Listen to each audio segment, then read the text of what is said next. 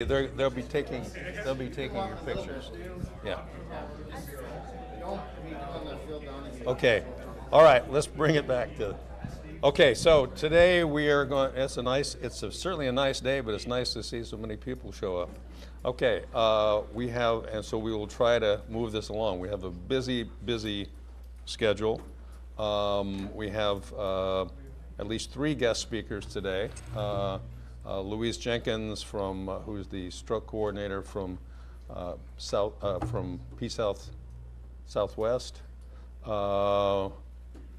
and Dr. Martin Gizi, who is the overall stroke director for Legacy System, and the stroke coordinator, Christy Idem,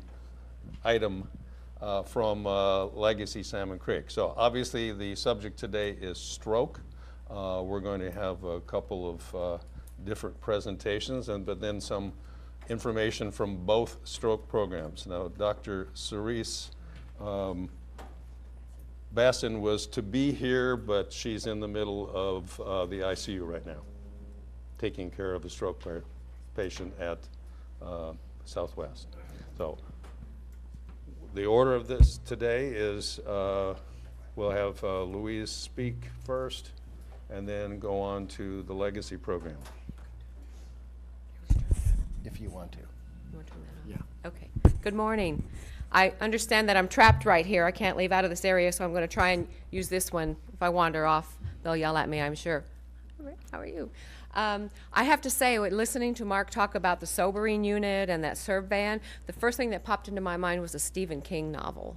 You know, just kind of a weird sense of humor there, I guess. So my name is Louise Jenkins. Like Dr. Whitwer said, Dr. Bassin is our only neurohospitalist on duty today, and so she is in the ICU with a couple of patients. So I got elected to be here.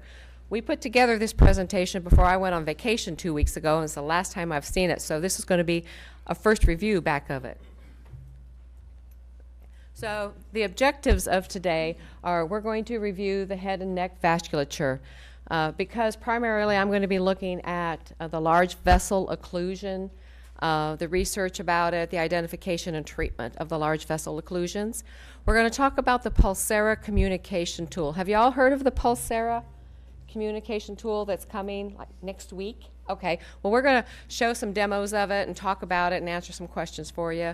Then we're going to talk about our 2016 data of our patients, our EMS involvement, and the outcomes. So y'all know about stroke. We're number 1 when it comes to long-term disability in the United States, number 5 cause of death. So you're much more likely to survive and then be taken over by a complication later on. Almost 800,000 a year happen, and kills about 128,000 people. It's very significant. It has a significant financial impact in the United States, and it's not just the patient, not just the family. That extends to the community, to the population at large, because when our tax dollars are put towards this, it affects the community. So it's a very expensive disease. I'm going to talk a little bit about that almost 800,000 strokes in the United States, and about 87% are ischemic strokes. You know, the blockage of the artery for some reason. If it's a plaque rupture, if it's a thrombus, if it's an embolus, that vessel is intact, but it's clogged. So by far the majority is ischemic. And then about 13% are the hemorrhagic version, where an aneurysm leaks or ruptures, or the AVM, the single cellular vessels, all wind up and occlude. So I'm going to focus on this 87%, the large majority of the ischemic strokes. How do we take care of these strokes, the medical management? Well, y'all are familiar with IV TPA, the very, very strong clot-busting drug. It was approved by the FDA in 1995. And actually, I believe it was August or September of 1995. I remember that well because I had a cerebellar stroke in February of 1995 and was not offered TPA. Patients have to be in a certain time window to receive TPA, IV, well, for all of the interventions actually, but the time window for IV TPA is 0 to 3 hours is what the FDA approves. So, and the 0 being the time the patient was last normal, It's sometimes called the last normal, the last well, but it's when did their symptoms start? So that's your job. One of your big jobs in the field is to find out when the symptoms started. You have to be an investigator. Sometimes, people don't know what time this started, but what was on TV, what were you doing? People are pretty much in a pattern, so you get to be the investigator there. In Europe, they have approved the extension from 3 to 4.5 hours for IV TPA for a select group of patients that have to meet more strict criteria, and we'll talk about that a little bit later. And then there are other contraindications that would preclude a patient from being offered TPA, the IV TPA, if they come within the 0 to 4.5 hours to the ER. And that is at the discretion of the neurologist. And in fact, IV TPA is the gold standard expectation in an ischemic stroke, and our physicians have to document why it is not offered.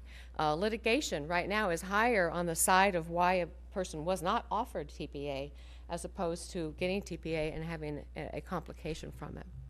So then the new arena is not new. This actually came out like around 2004. Southwest was one of the clinical trial sites for the Mercy Retriever, I think in 2003, 2004, the mechanical thrombectomy.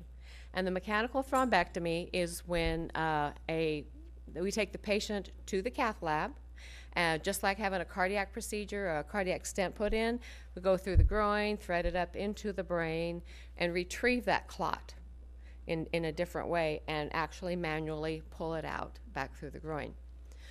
The time window for a thrombectomy is up to 8 hours from when symptoms started. So that you can see that almost doubles the opportunity of acute treatment for a patient.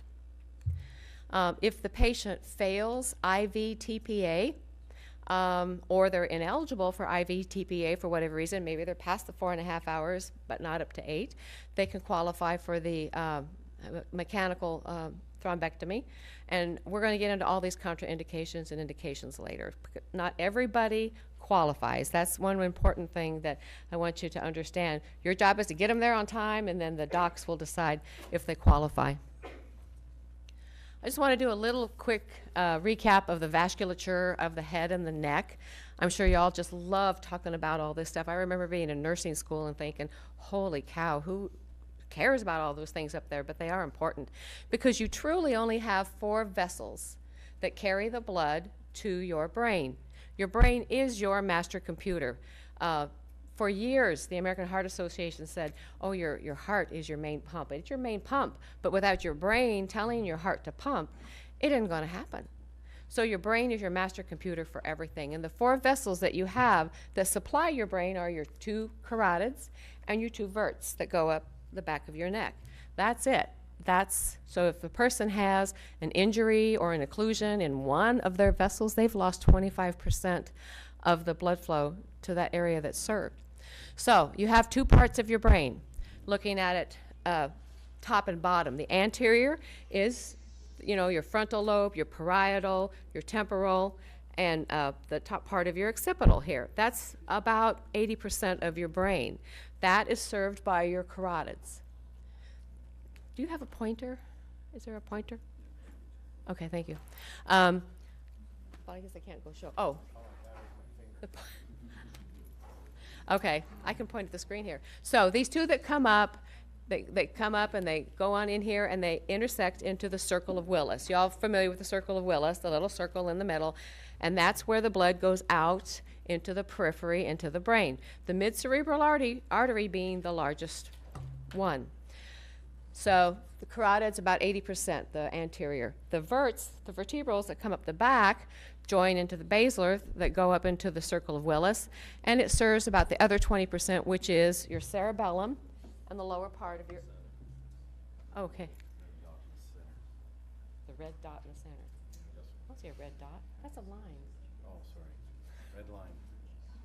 Oh, look at that. We have... Okay. So for that, can I go in front of this? Okay. So, right... Where the heck is it? I think it died. Anyway, can I talk loud? No, I can't walk around. Okay. Anyway, front of the brain, back of the brain. And they all feed into the circle of Willis, which feeds it out through the mid-cerebral arteries to all the periphery of the brain. So if you have that occlusion somewhere in that mid-cerebral artery, it's not just that area that's affected. Everything beyond it that feeds from is affected in that stroke. Let's talk about thrombectomies, sometimes called embolectomy. It kind of depends on the reason for that occlusion there.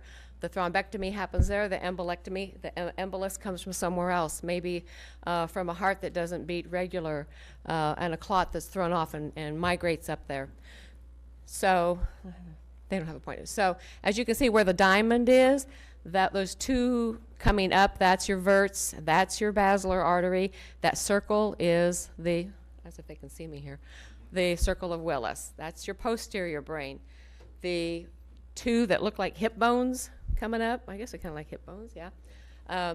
Those are the internal carotids that feed into that circle of Willis, and then the two large ones out are the mid-cerebral arteries. That's where the large vessels occlusions occur, right in this circle where these arrows and this diamond are, where we're able to take these people to the cath lab, thread this stent retriever up into the brain, and remove the clot.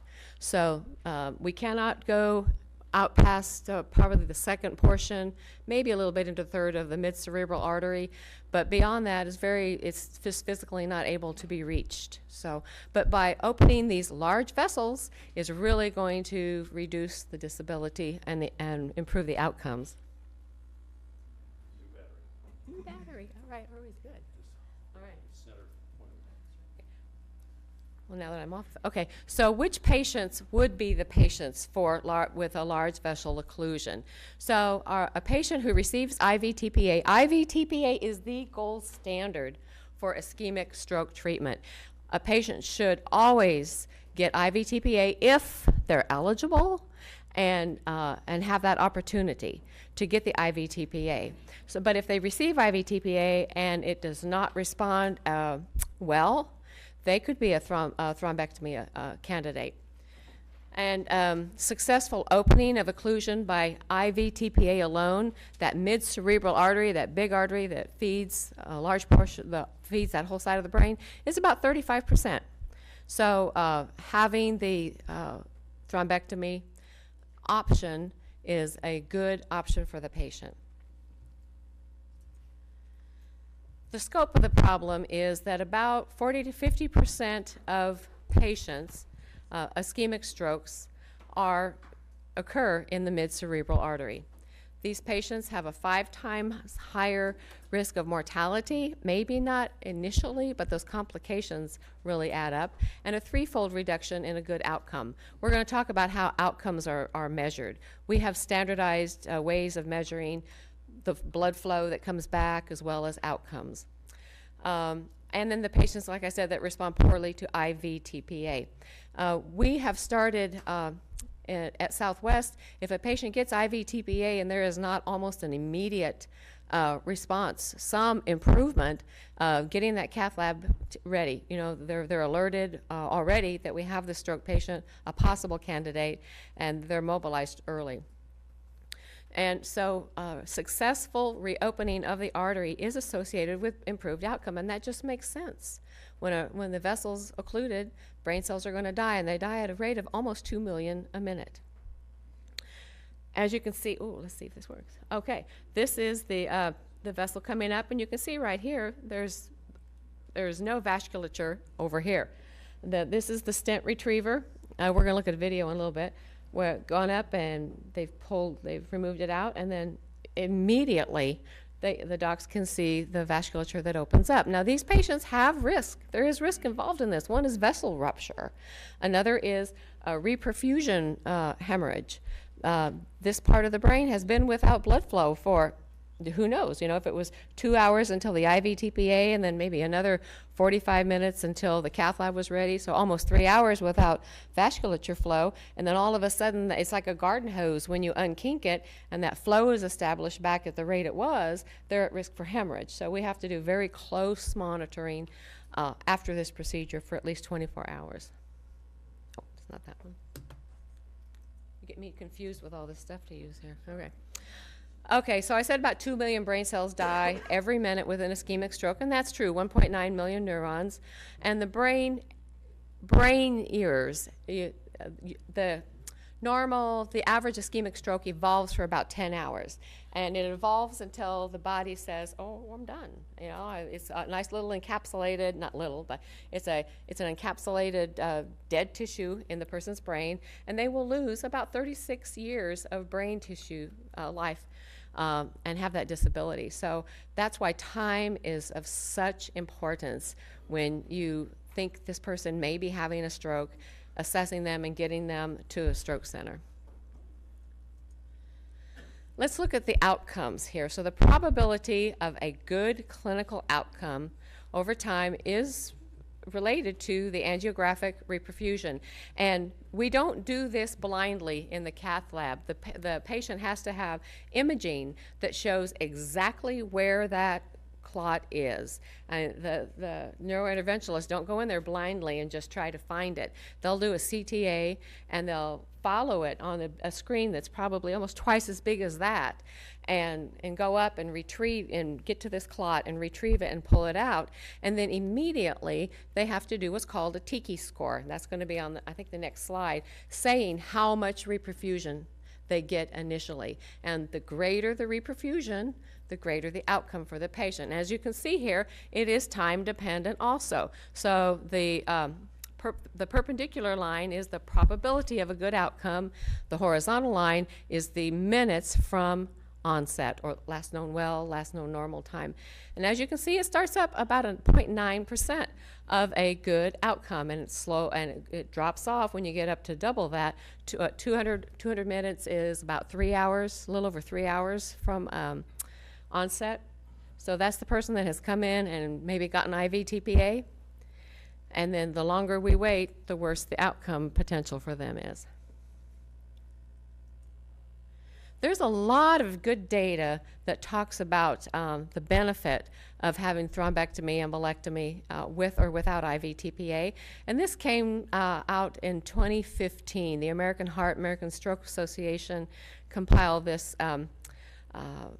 this article, Focused Update Guidelines for the Early Management of Patients with Acute Ischemic Stroke, regarding the endovascular treatment. Up until then, it was a neurologist thinking about it, and I know at our institution we have some neurologists that are gung-ho on, oh, the IV TPA is not working, let's get that cath lab involved, and others that are like, well, I just don't know, you know. So it kind of varied. Well, now it's more standardized. After this article came out and it looked at all of these clinical trials, Mr. Clean, Extend-A, Escape, Revasc, and Swift Prime, all of these had very good data showing that the outcome of patients that were able to have the mechanical thrombectomy had improved outcomes. So there was no denying it, but there had to be a certain strict set of criteria, a certain selection process, and standardized. That was the thing that we had to come up with for our neuros. We had to assure that there were faster times of door to needle, door to puncture, and we have reduced ours dramatically already. We have to have careful selection, just like with IV TPA. We have to look at, with IV TPA, they say, have they had a recent head trauma? Have they had recent surgery? What is their lab work? You know, there's a whole criteria that the neuro has to look at and say this patient is or isn't eligible. Same thing for the thrombectomy. That's when the neurointerventionalist gets in and says, oh, we look at their age, we look at their modified Rankin scale, we look at their National Institute of Health Stroke Scale. I'll go into all that in a little bit. So we are very strict about who is selected to go into this population. And every month there's more and more and more. I can remember some months we had one, some months we had none. Now most months I have at least 3. Last month, which I didn't do the data yet because I was on vacation, I think I had 5. So it's just, I think it's really, people are becoming used to it and offering it more when the patient is appropriate. So the patient selection, how do we decide that? Well, if IV TPA is, first of all, the gold standard is given within the 3 to 4.5 hours, 0 to 4.5 hours, depending on which set of the patients they fall into. The endovascular therapy, generally we offer up until 8 hours from when the symptoms started. Our neurointerventionalists, I have seen them when it's a posterior stroke, go up to 12 hours, even 14 a couple of times. But our gold standard is 8, is what we tell our ED docs. And then they get the neurointerventionalists involved, and then it's up to them if they need to want to extend it. Usually 80 years or less is the age limit, let's say, but that is a suggested number. And that is because over 80, you know, people might look really well on the outside, but they're still 80 years old on the inside. That being said, last month we did an endovascular on a 94-year-old man who was riding his bicycle, completely independent, living alone, having a really good life. We did a thrombectomy, and he went home the next day. He's back playing golf and riding his bicycle. So it's all an individual decision. But 80 is what we use as our criteria, which can always be bent. The severity of the stroke, of the symptoms that that person is showing, usually the NIHSS, National Institute of Health Stroke Scale, needs to be 8 or higher. So are y'all familiar with the NIH? No. It's a huge, huge scale. It's a test that is 11 steps long. ED docs do it, the nurses do it, and it sets a common ground to say, this is that patient's deficit and this is how severe it is.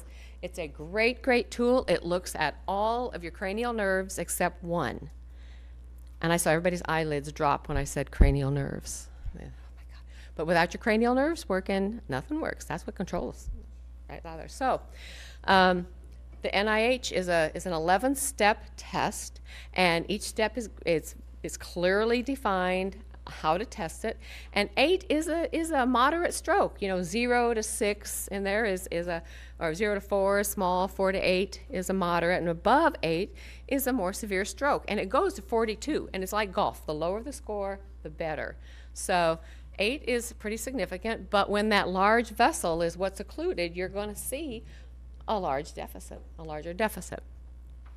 Usually the pre-stroke modified Rankin score is 0 to 1. The modified Rankin score is a way that we look at patients. What is their level of independence? 0 is, I'm totally independent. You know, I can take my meds, I can drive myself, I can cook, I can do everything. Y'all are 0s, I'm sure. Maybe not you, I don't know. And so the higher the score on the modified Rankin, the more dependent people are for their activities of daily living. So pre-stroke, they like to talk to the family and say, what could he do before? What could he not do? So 0 to 1, these people are pretty darn self-sufficient. So we look at that. How severe is what they're having now?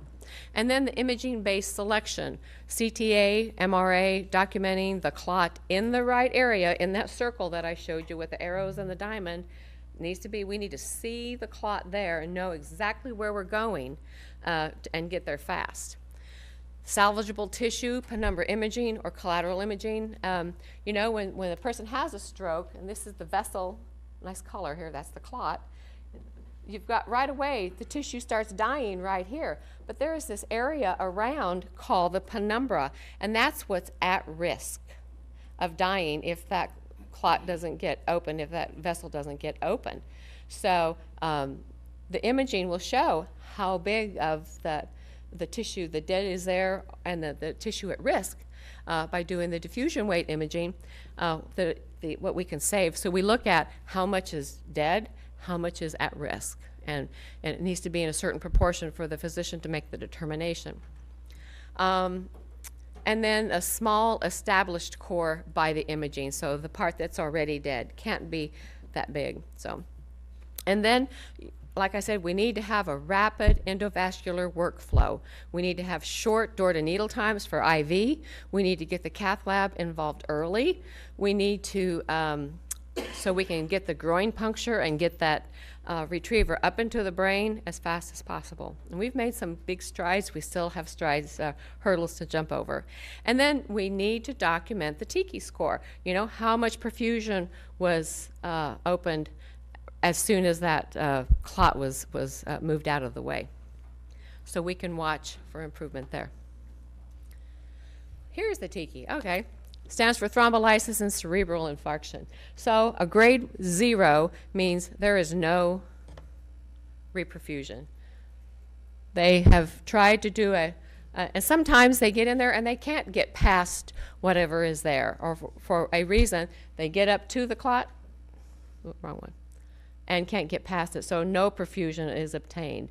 A grade 1, it is past the initial obstruction, but little is there. See right what's open there? Not much. You get to the 2 into this segment, it's less than half the diameter of the vessel is open. Where's 2A here? So they've opened it up and you see a little more vasculature. 2B, even more, it's greater than half is open. This is backwards, I think. And then 3, there's full perfusion, because you can see how the whole area, the whole side of that brain is reperfused. That's the scores. So that has to be documented by the interventionalist at the end of their endovascular procedure, so we can watch. And like I said before, the person that gets the more reperfusion is good for them, because they're getting the blood to the parts they need, but then we have to watch them very closely for the post-procedure hemorrhage. The modified Rankin score that I talked about, this is the standardized way that we measure the person's independence. And we do this with the family or with the patient, even in the ED, when they come in and we talk about what they can do and what they can't do, and we can figure out a modified Rankin pre-stroke with the family or whoever we're talking to. This is also the scale that our therapists use when they're getting ready to go to maybe rehab, or they need to go to a sniff first and get their stamina built up before they go to rehab or whatever. And then this is the score I call all of our intervention patients about 90 days after they go home.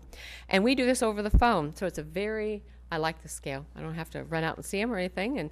And this is how we gauge, are they still maintaining their level of independence? And most of the time they are improving. So the patients post-stroke who are really dedicated and they do what they're told and they do their exercises and they take their medications tend to have the lowest scores on this, which is good. You know how it is about getting people to follow directions. Okay. So randomized clinical trial. On this one, the orange is the control group, the patients that did not have endovascular procedure. They did have IV TPA. And the green are the patients that had either just thrombectomy or a combo, had IV TPA and then the thrombectomy. And as you can see, in all instances, the patients had a better outcome at 90 days when they had either the thrombectomy alone or in combination. And this slide was really what I took to our neurologist and said, look at this. And we talked about each trial individual. And that's what kind of sparked them to say, you know, I think I can do this, and I think it's good for the patients. So getting them on board was half of my battle. And actually, one of these trials, I can't remember, can you remember which trial was stopped early because of the success rate? Was the Extend IA? Yeah, they were stopped early because of the great outcomes. They didn't even finish the trial. So that alone is good to say, you know, that's good for the patient that they have this opportunity, and it's right here for us.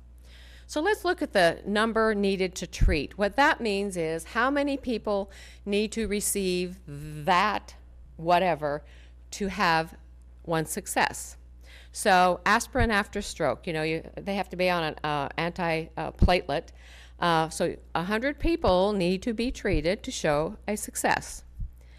Thrombolytics for MI, 43 people need to be treated to show a success. Coumadin for atrial fib, you know, everybody with AFib. Well, now those NOACs are out, you know, the rivaroxaban and all of those. But this was the Coumadin for AFib, 25 needed to be treated to have a benefit. For the IV TPA for stroke, only 8 people. So the lower the number, the better. You treat less and you have a success. But for mechanical thrombectomy for stroke, 3 needed to be treated to show a success. So you can see here how important this is. It falls in the needed to treat. You treat less and you have more success. Okay, where's my video. Can I say something about the number needed to treat? Go for it. It's a sensitive issue. Yeah. So, the fact that you need to treat, let's My say, 8 video is gone. patients with TBA in order to see one additional benefit, doesn't mean that 7 out of 8 No, no. It may mean that 5 out of 8 are gonna do okay anyway, and you don't know who they are to begin with. So the outcomes are a lot better than those numbers Oh, yeah. imply. But certainly thrombectomy is far superior for those patients who have large vessel occlusion. Trying to get this to work. Let's see. Where's Mark?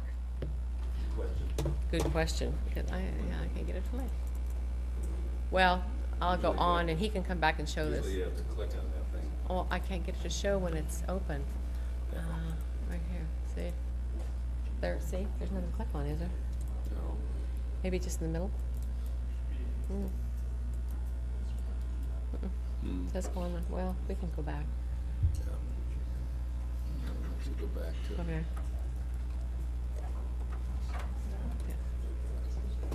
Well, when Mark comes back, we'll see if he can play that. It was a video showing the endovascular procedure, snaking it up there, and it really wasn't realistic because the vessels were squeaky clean and nice and curved.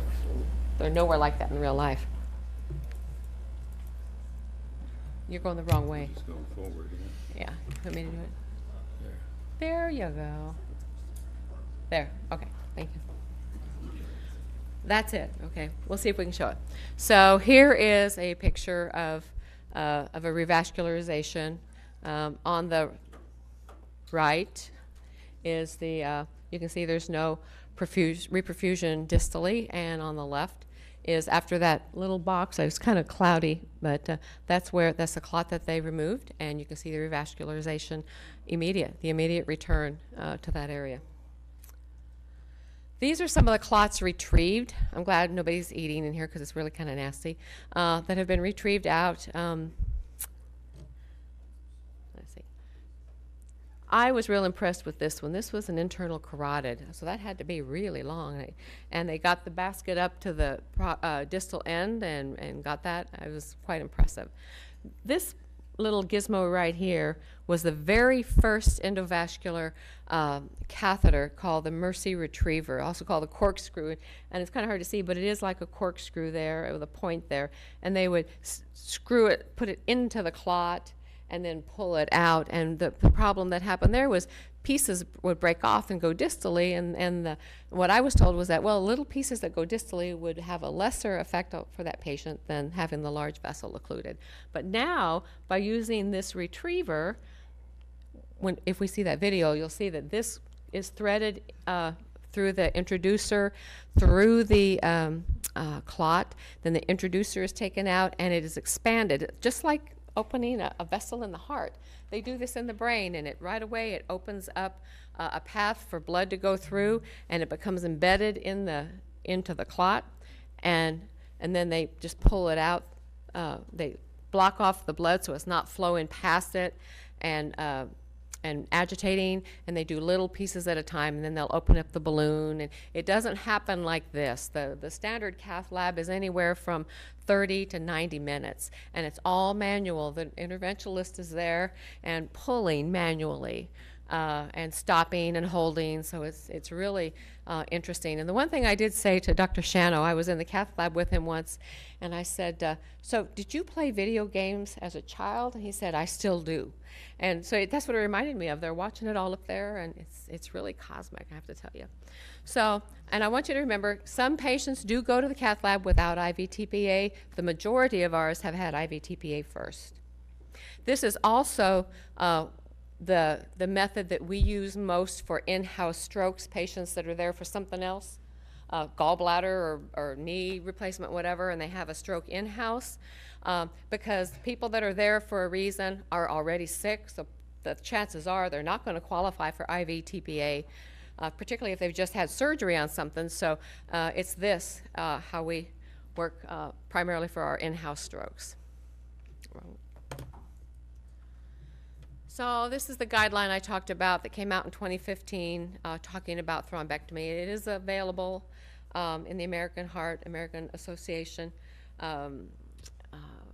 journal. And if you ever just need something to put you to sleep at night, pull that up and read it. It will.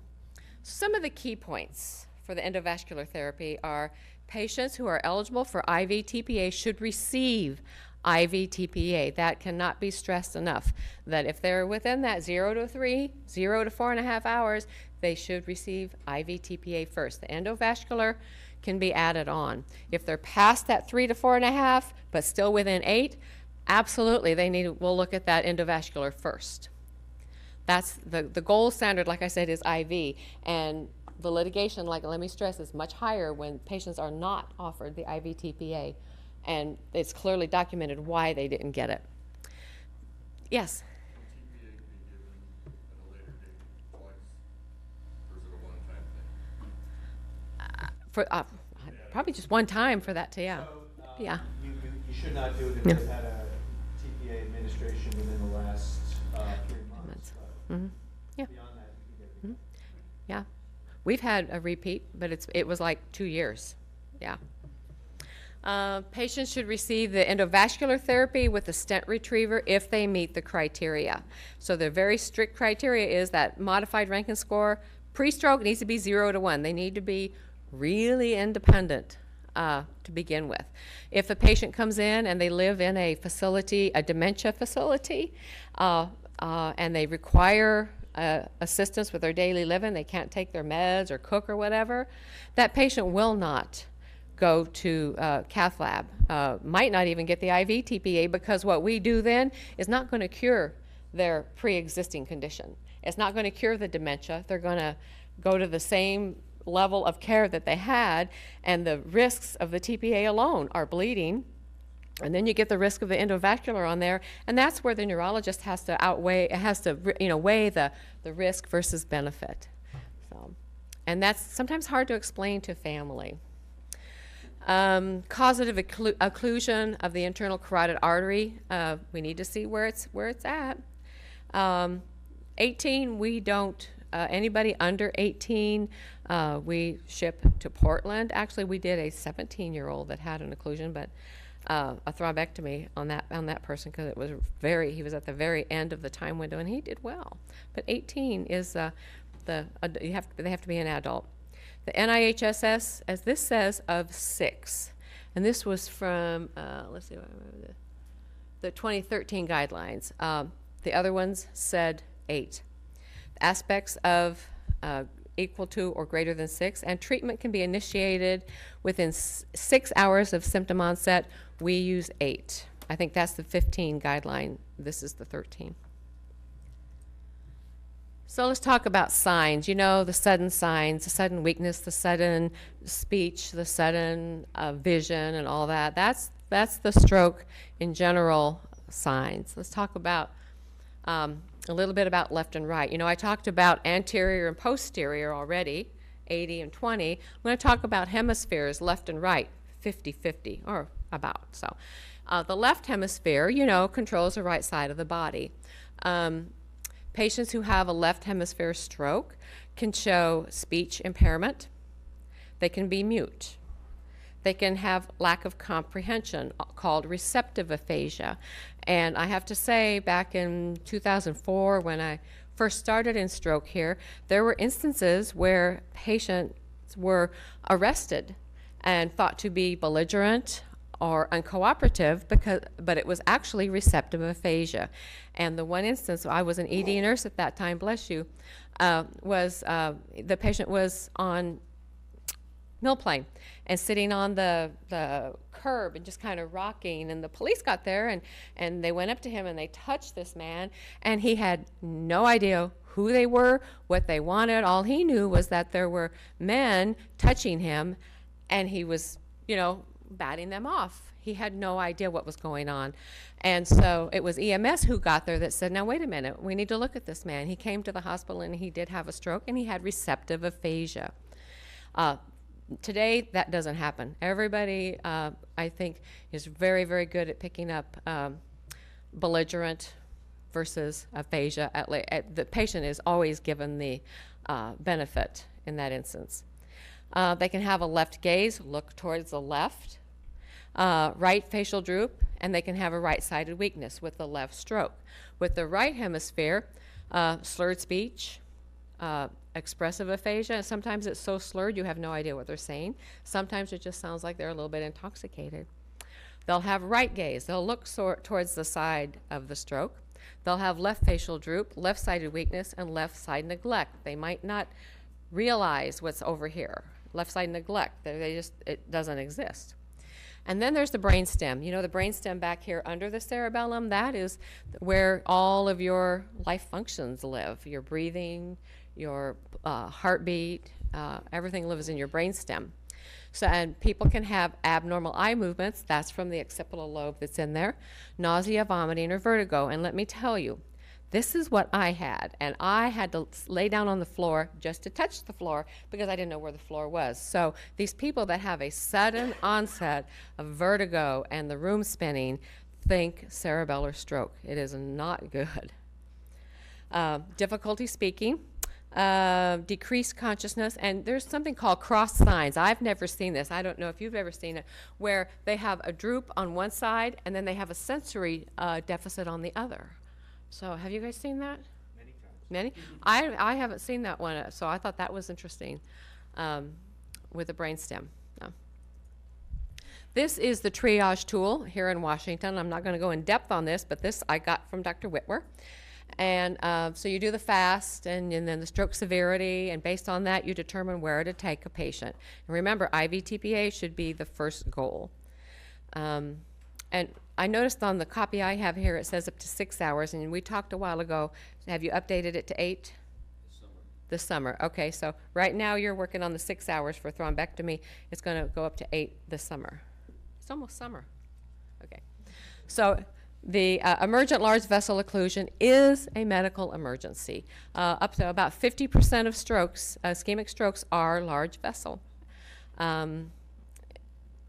It will affect the upper extremity, usually, more than the lower extremity. Okay.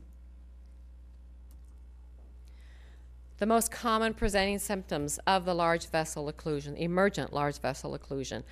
So I've put these up here with anterior and posterior, and it's the same symptom across. As you can see, hemiparesis, sensory, dysarthria, and visual are the most often presenting symptoms of the large vessel occlusion and the percentage of the strokes that they occur in. And, oh, I thought you were testing yourself. I think I am. You have? There you go. Okay. So the hemiparesis is a very big indicator of a large vessel, and let's see, the sensory deficit and the dysarthria. The dysarthria is the speech and the swallowing. So don't ever give these people anything to drink, anything orally at all. Even if any stroke symptom, don't give them anything because of the risk of aspiration.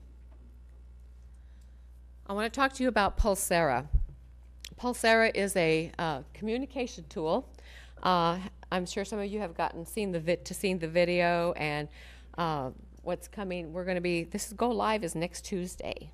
So all of our patients at Peace Health will be coming in by using Pulsera.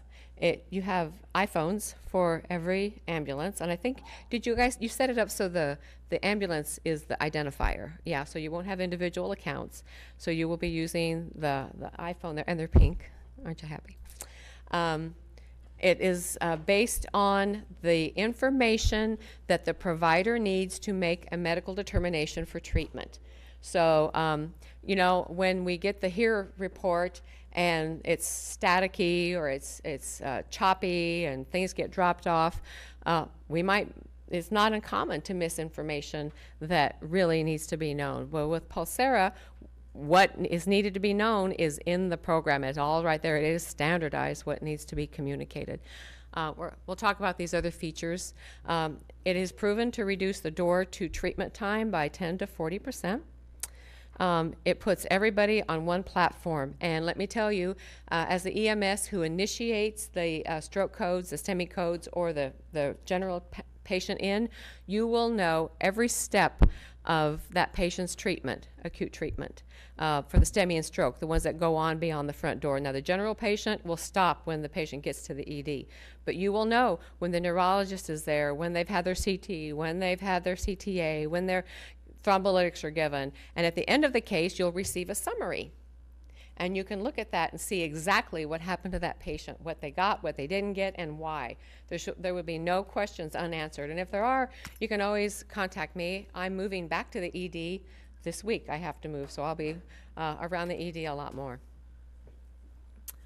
Miscommunication, dropped communication, misinterpreted communication is the #1 cause of patient harm. So this hopefully moves us beyond that. Oh, I want to go back to those videos here. Let's see if these work now. I don't think he can get that going either, he said. Oh, okay. This is the STEMI patient. We're going to look at a STEMI patient here. Interested in seeing how the Stop Stroke module actually works? Great. Stop Stroke standardizes the communication, no matter where the patient is currently located in your system. As an example, let's look at an EMS-activated case. A medic quickly starts a new case by tapping New on the home screen. Then they tap on the stroke module, select their destination facility, and enter their at-patient and scene departure times. Distance and ETA are auto-calculated using GPS. The medic enters the patient name and a few quick yet vital other pieces of information. It's easy to add an image. For example, a picture of the patient, a medication list, or driver's license. They simply tap a button and take a picture. The medic enters the last known well, pre-hospital stroke score, such as race, and critical lab values, like the blood glucose. That's it. With another tap, the hospital is immediately notified. In addition, EMS is updated when the hospital acknowledges the new inbound case. The hospital is then able to see critical information about the patient, including the last known well time. At this time, if the hospital wishes to activate their stroke system, they tap Activate. All on-call team members and all assigned physicians are simultaneously notified. In the Teams section, members can see a summary of every person associated with the case, alerts they have acknowledged, and with a single tap, they can call them directly from within the app. The Stop Stroke module is divided up into logical window panes. The next 2 window panes are for the emergency department and the radiology department. The ED can instantly update the team that the patient has arrived by entering the door time. Likewise, once the NIHSS score is completed, everyone is notified. When the CT or CTA is online, the radiology tech notifies everyone it's available for review. Using customizable templates, anybody can quickly add a message for the entire team with a couple of taps. Key metrics like door to the NIHSS time and CT online are automatically captured. In addition, the bar timers provide visual clues for each department regarding where they are in their current case with respect to their facility averages and identified benchmarks. And of course, the ever-present universal clock keeps everybody synced. Contraindications to giving thrombolytics are readily available to all team members, keeping everyone on the same page and patient safety a top priority. The case does not stop when thrombolytics are given because this patient has a suspected LVO. The interventionalist can be assigned to the case, and the IR team can be activated at any time with a simple tap. When the IR lab is ready to receive the patient, they can easily notify the entire team. Key metrics such as puncture, device first pass, and reperfusion can be captured. To stop a case, simply tap Stop Stroke and confirm your key therapeutic treatments. Everybody, including EMS, is immediately notified. Not only that, but now everybody can see a summary of their patient's outcome, providing immediate feedback for future improvement. For more training videos and updates, visit Pulsera.com. You will, since you're being the one that will be the one that initiates these, you will receive all these alerts. You can turn off the alerts after your part is done for that single patient. You cannot turn off alerts for all the patients while you're on duty. And when you're off duty, well, you won't have it on your personal device, but those of you that do, you need to take yourself off call or you're going to get every one of them. Trust me, I know. So you can, we'll show you where you can turn it off for that patient, unless you want to know all these. Notification is that annoying ambulance siren sound. Yeah, yeah, and that bloop, bloop, bloop, yeah. Let's go to, let's see. I don't want that one. How is this HIPAA compliant? Yes, oh, It's HIPAA compliant because where is it? everything's in the cloud. Nothing resides on Where'd it your go? device, Nothing. and it's gone the next day anyway.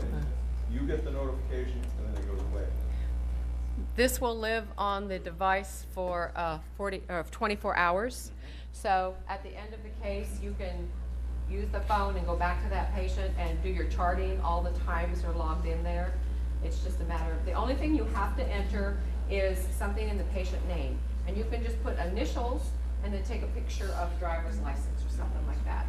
All these pictures, everything is cloud-based. Nothing lives on the phone there. Nothing lives on our tablets in the ED. So this, STEMI is the easier one. I should have started with that one. Yes? Don't do that one? Okay. All right, we'll do STEMI. There we go. It's very easy. All right. Well, get out of here. No, don't. Just get out of here.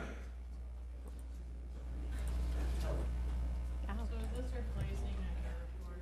Yes. Yes, it is. If you do a pulse area, you don't need to do a hair report on that. Right, right. We're across the street, we don't have time to do all that. Or do you want us to sit on scene and show? You're across the street. I'm not going to show that one either. Real quick. I got two slides. Do ya? Yeah, did it. Real quickly, I just want to tell you about our 2016 data. As you can see here, our door-to-needle is going down. We've done a couple of rapid process improvements in 2015 and then just last November.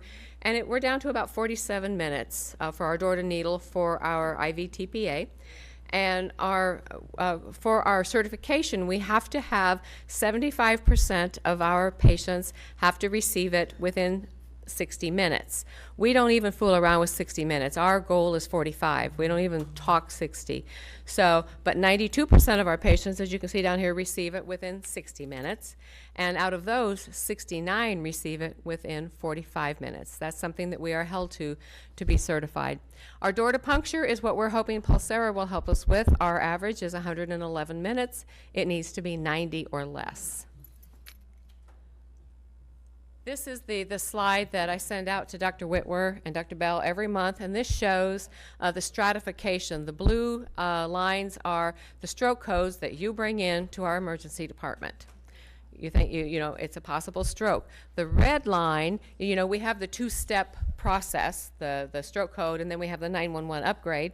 That the red is after they see the ED physician and they say, yes, we think it's a possible intervention. So then that's when they go into the emergent mode. And then the green are the actual interventions. And as you can see, what's happening is that the patient is stratified, and that's exactly what we need to see. You are given the opportunity to the larger population, which is great. And then it's the docs that hone it down once they get in the ED. And this all has to happen in a rapid amount of time. These are our outcomes for 2016. For IV TPA alone, 67% went home from the hospital. 16% went to inpatient rehab, either at our house or Kaiser. And then 12% went to SNF. And most of that 12% that went to SNF went to build up their stamina so they could go to a rehab later. Our thrombectomies, last year we did 8. So far this year we've done 17. So as you can tell, it's just really taken off. 31% of them went home from the hospital, 19 to inpatient rehab, and 25 to SNF. And then the combo, 41% home, 28% to rehab, and 17 to SNF. All right, and this is my last slide. I just want to know if you guys think that is effective marketing. You know, watch out for stroke, but then you can go to McDonald's and have that wonderful breakfast 24/7 now. If y'all have any questions, you can contact me. I'm always around most of the time in the ED. Thank you.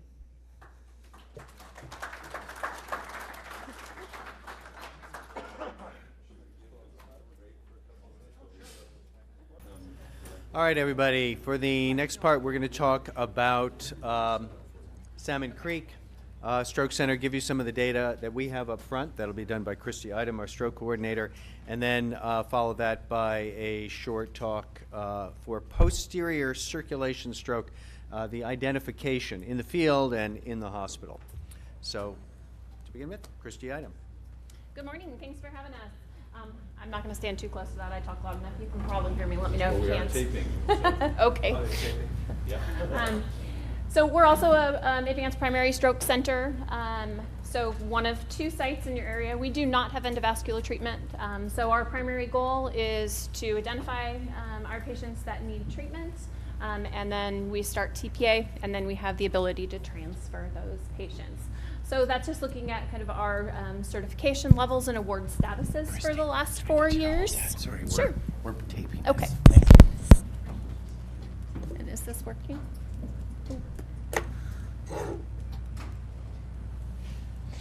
So we've had some changes over the last few years with our program at a system level as well as just a site level. So we had hired Dr. Jeezy back in October of 2015, and he has oversight for the entire program for our whole system. We started with a dedicated neurohospitalist that does all of our admissions and manages all of our inpatients. That was started in January of 2016. I just transferred to this center in this last February. And very exciting upcoming changes. We have a new vascular neurologist that's going to start this summer that will be coming on board with us. We right now have programs for all of our nursing staff, all of our inpatient staff, as well as our ED, with ongoing education and outreaches for those programs. We also offer, every couple of months, we offer case reviews that Dr. Jeezy does for us, that we're looking at opportunities for improvement within our program. So this is just some data similar to what Louise had shown you for our program at Salmon Creek. So we had a pretty decent uptick in our volume for our stroke patients this last year. So just under 400 cases that had a diagnosis of stroke. Our stroke types are very indicative of kind of the national average. Our ischemic strokes are by far the largest volume. Bleeds kind of on the low end. Our arrival mode is, and how our pre-notification. So that's kind of an important one for us. So even though from 2015, and that one is still not the one that's working. From 2015 to 2016, the arrival mode didn't change significantly. However, the pre-notification changed significantly for us. And for that, that is a big deal for us. And I think some of it has been the education that you guys have had and realize how important that is for us to get the right stakeholders involved early on in the treatment of the patient. So I just want to thank everybody for that early notification. That's wonderful for us. And before you jump to the next slide, Yeah. I just want to make the point that this ratio of EMS versus private vehicle transport is about the reverse of what you see in most of the country. And it relates to the way the triage protocol has been as opposed to how it is now.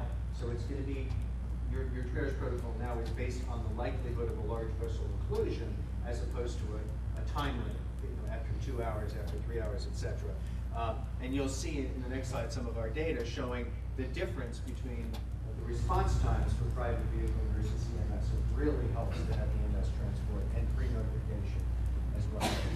It also changes our treatment rate because of those that population that's coming in by private vehicle. It's usually 8 hours, 6 hours, 8 hours, even longer before they come in, unfortunately. And sometimes they're the milder symptoms, and so people wait to see if they're going to get better.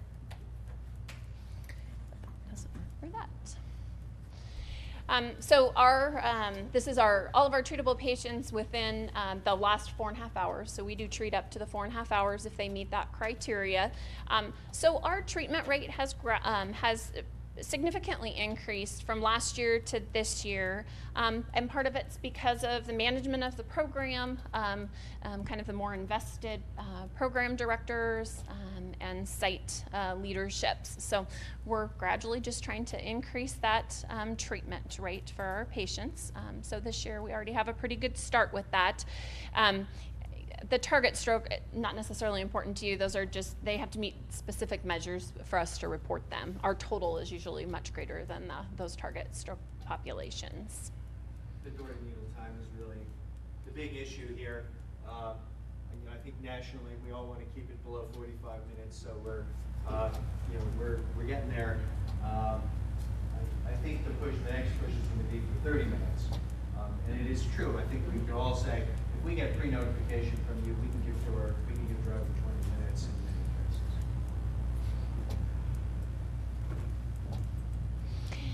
So these are our treatment times for our door to needles from last year up to current. Comparative from EMS on the top versus whether they came in private vehicle. So you can see there's a pretty substantial difference. Now we've got a few of our outliers. Any of the ones, the 54 minutes and below, were all patients that we had pre-notification from EMS. So those were the ones that we did our quick pit stop. They stayed on the EMS gurney. They will go direct to CT, and then we can initiate treatment very quickly. So all of our, like I said, at 54 and below, we're all pre-notification.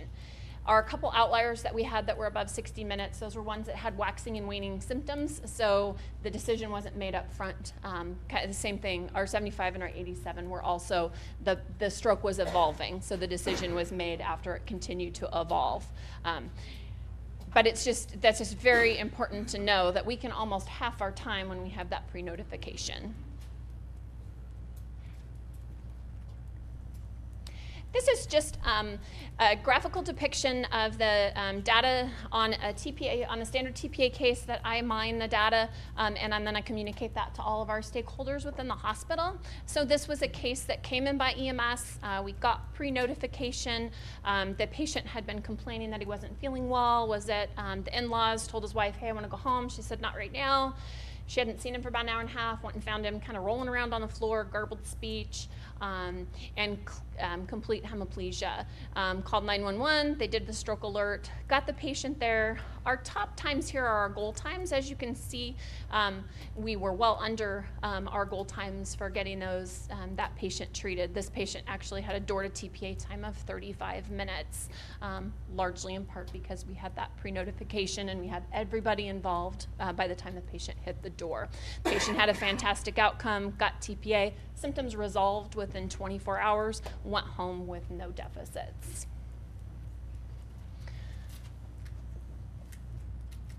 So what we're looking forward to, so I know you guys are looking at Pulsara from Southwest. We won't be implementing that at this point at Salmon Creek. However, our Cascade Stroke Coordinators, which Louise is part of, last month before, we had our meeting and discussed looking at a feedback tool that we could use in the whole area. So every site that EMS would bring a patient to would use a standardized tool to get that information out to you guys, because we really want to give that feedback. You guys can see the outcomes and see how important that information is to you. So we're looking at that standardized tool right now. This is what the current version looks like. So this is an endovascular case where we've embedded some endovascular images, but if they were just a TPA case, then it could be just a CT that would be on there and not the angiogram. But then it gives you some door times, whether or not we met those goal times, and then the outcome of the patient. So we're just looking for feedback of what everybody wants, what all sites would utilize.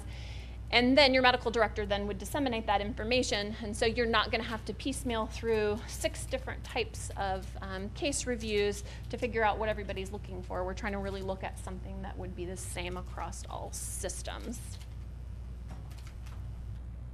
And that's all I have. So now Dr. Jeezy is going to talk a little bit about posterior circulation.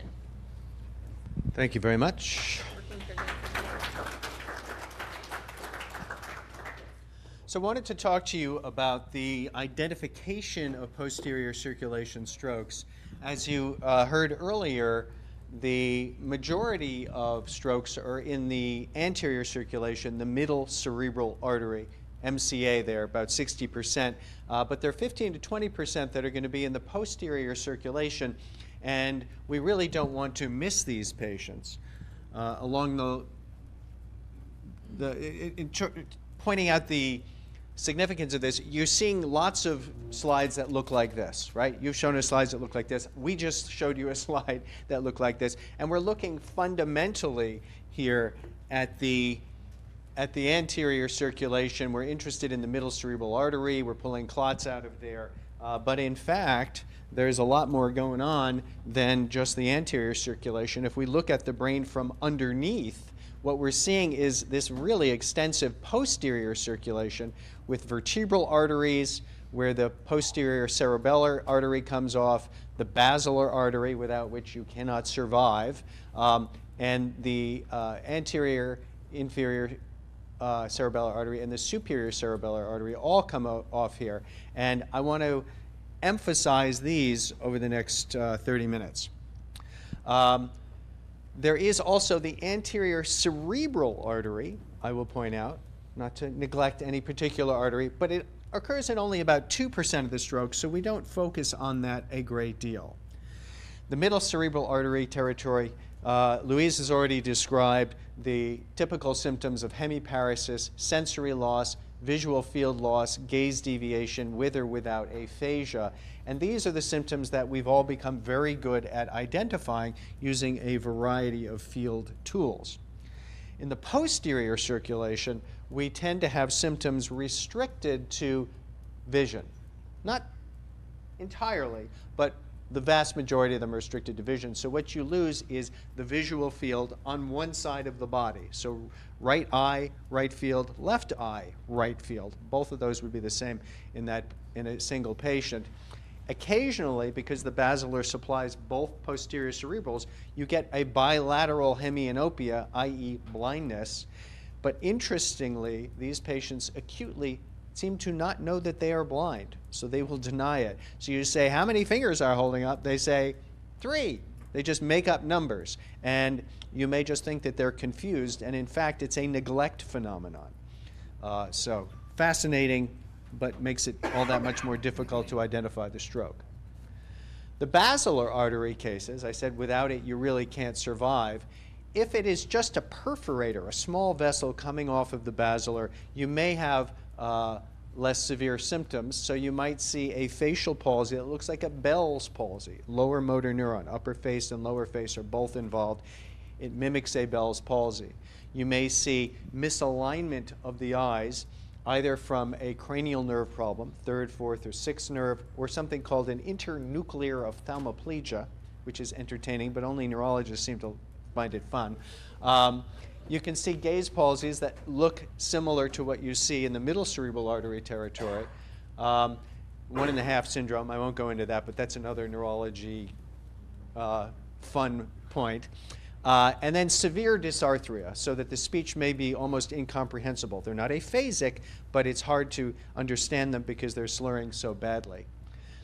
The larger basilar artery occlusions give you what I consider the fate worse than death, which is the locked-in syndrome. You cannot move any of your extremities. You cannot move your face. The only thing you can move is your eyelids, and you can look up and down.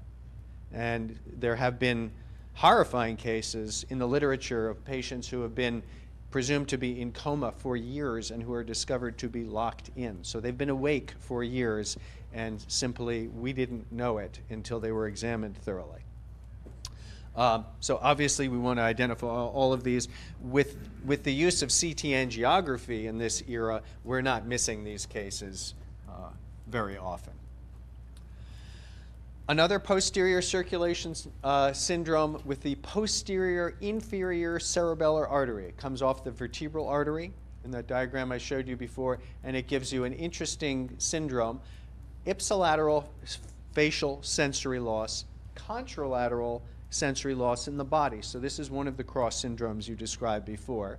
And ipsilateral ataxia, clumsiness, nystagmus, which is not part of most of our scales or any of our scales, hoarseness of the voice, and a Horner syndrome, which has to do with the pupil and the lids.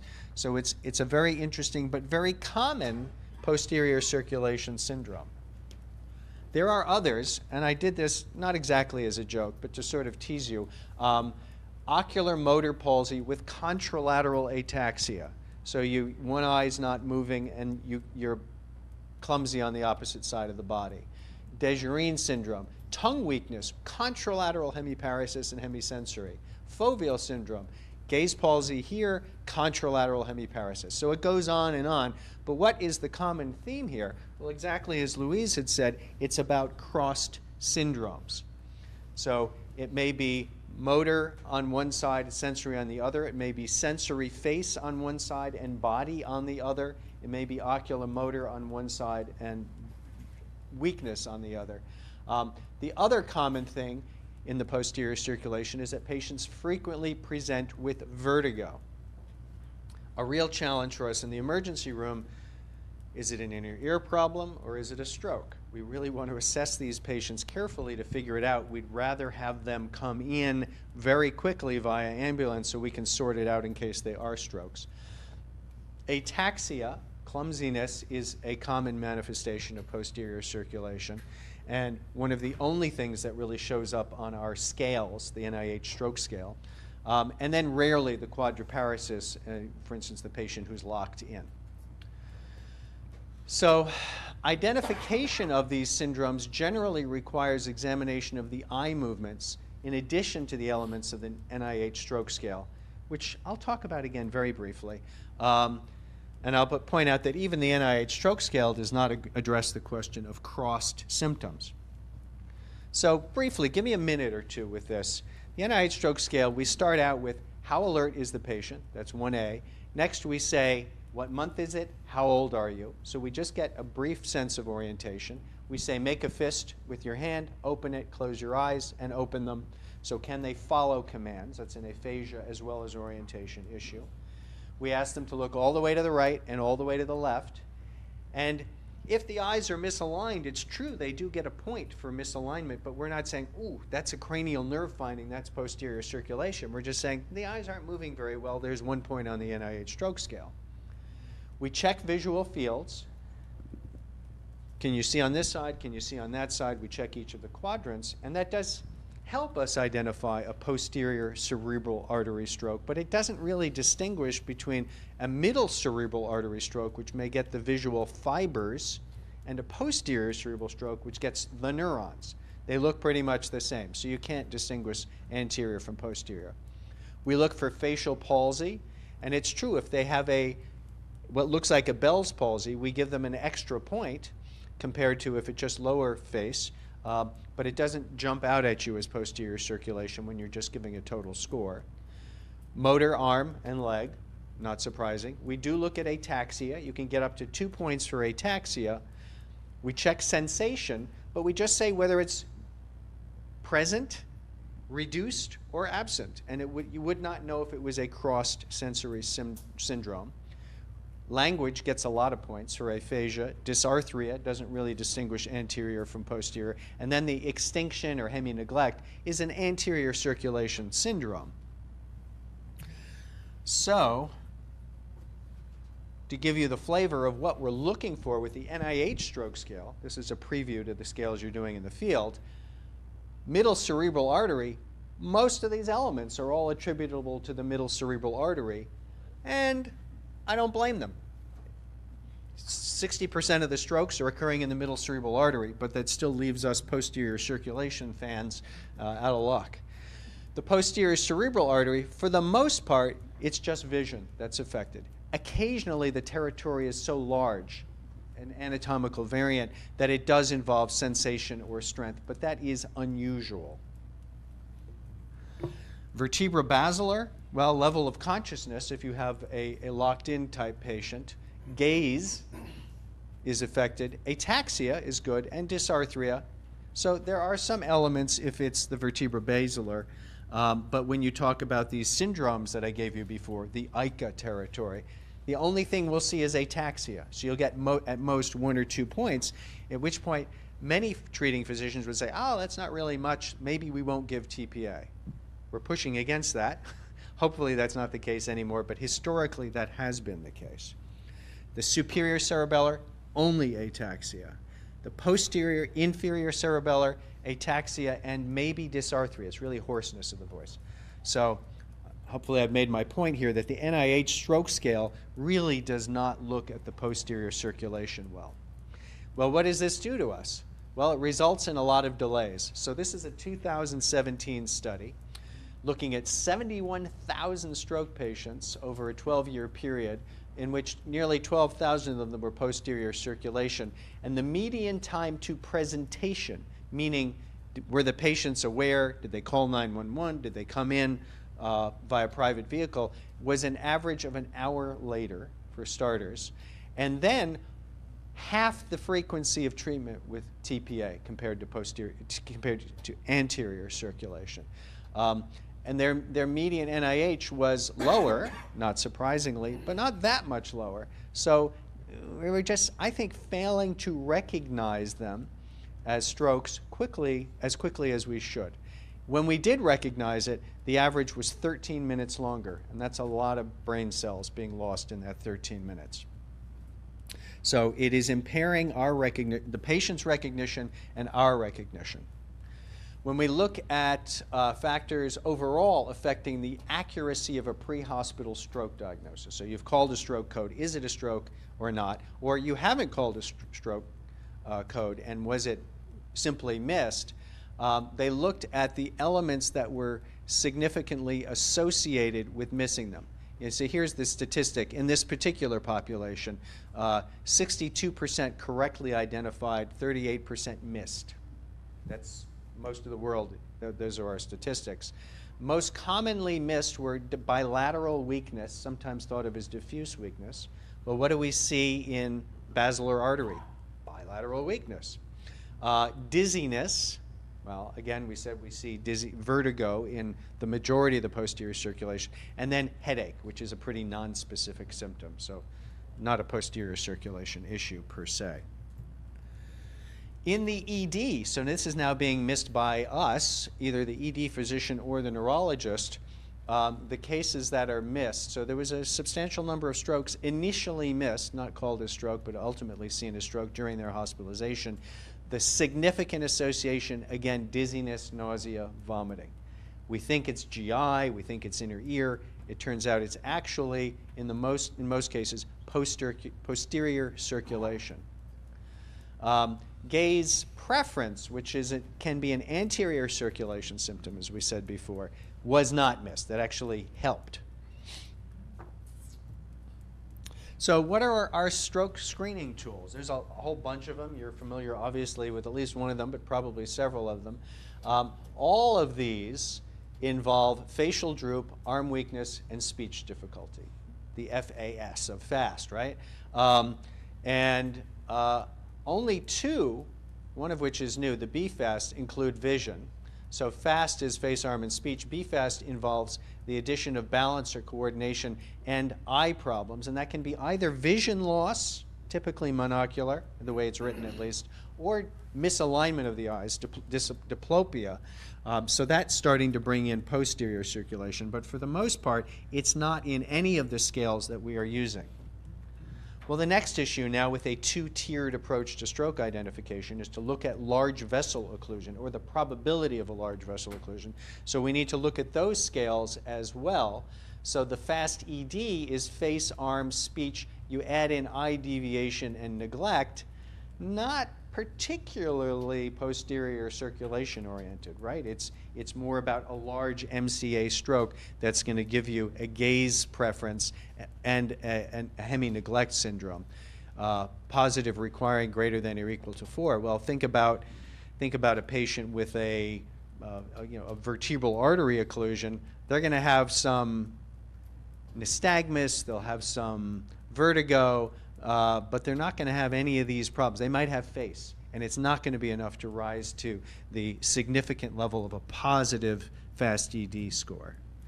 The CSTAT, which is what we're using in the Portland metro area on the other side of the river, just looks at scoring gaze, arm, and level of consciousness. Well, They could have a locked-in syndrome from basilar artery occlusion. They'd still only get 1 point. So we're going to miss the posterior circulation cases, unfortunately, if that's all we rely upon. The race score, face, arm, leg, gaze deviation, again, if it's posterior circulation and gaze deviation, you're going to get 3 points. It's not going to be positive. The LAPSS, which I believe is what you're using here, face, arm, and grip, not oriented to the posterior circulation. So how can we improve our sensitivity to posterior circulation stroke? Well, test the visual fields is one option, because you're going to get that with the posterior cerebral artery. All right, it's cortex, but it's coming from the posterior circulation. Specifically ask about balance, but also test coordination, and that should be a real red flag, as in part of the BFAST protocol. Look for disconjugate gaze. So if you say, okay, look all the way to the left, look all the way to the right, if one eye comes over and the other one doesn't, it's disconjugate.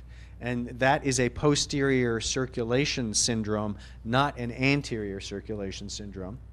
And then looking for nystagmus. Maybe not your favorite activity, but if the eyes are you're jerking back and forth and they jerk heavily in one direction and it slows down in the other direction, that's typical of vestibular nystagmus. It could be posterior circulation, it could be inner ear, but it's a very important clue. And that would really highlight our awareness, or our suspicion, excuse me, for the possibility of a posterior fossa stroke. So that's all I have to say about it. Those are the references if you like looking up articles. Question?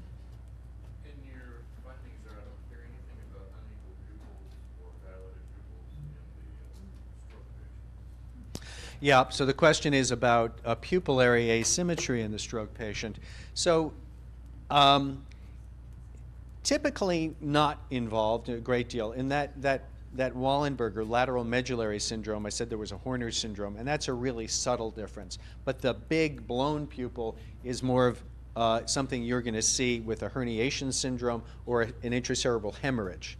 So it is really important, and presumably something that you would say, I got a patient with a blown pupil, we'll all run around like our hair's on fire, and we'll be ready for you, but we're thinking more about hemorrhagic stroke than ischemic stroke. Yes?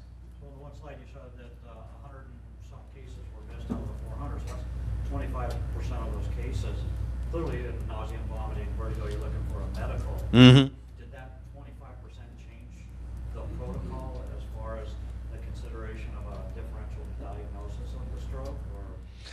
Well, so what that has prompted us to do is to do the full NIH stroke scale on every patient that's coming in with a neurologic deficit, so that we have a greater probability of identifying those cases, and also just alerted our sensitivity to the balance and vertigo aspect of the screening tool. So we really like the BFAST screening tool much more than the FAST tool at this point.